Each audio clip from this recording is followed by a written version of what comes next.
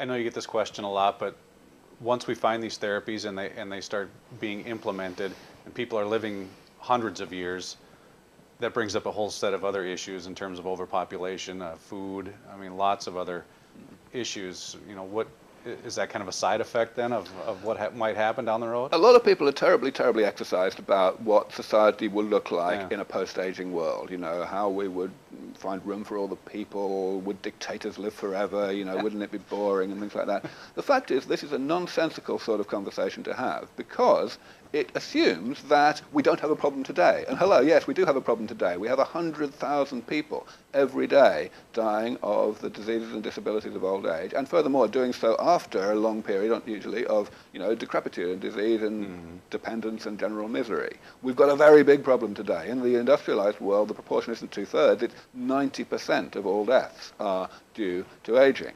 Now, if we look at today, the sorts of trade-offs that we think about, there are trade-offs, sure. You know, the fact that we've made good progress in postponing cardiovascular disease is the main reason why we have so many people today with Alzheimer's disease. Does that mean we think that it was a mistake to make progress against cardiovascular disease? Of course not. What it means is that we need to work that much harder to have similar progress against Alzheimer's disease.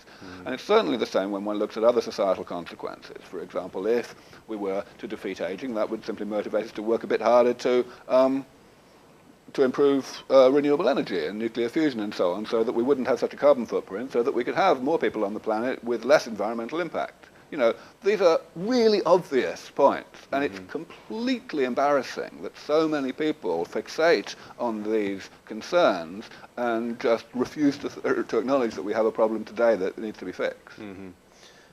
Another part of that, if we get these therapies in place that we can extend our life, does it change potentially the way a person would live their life?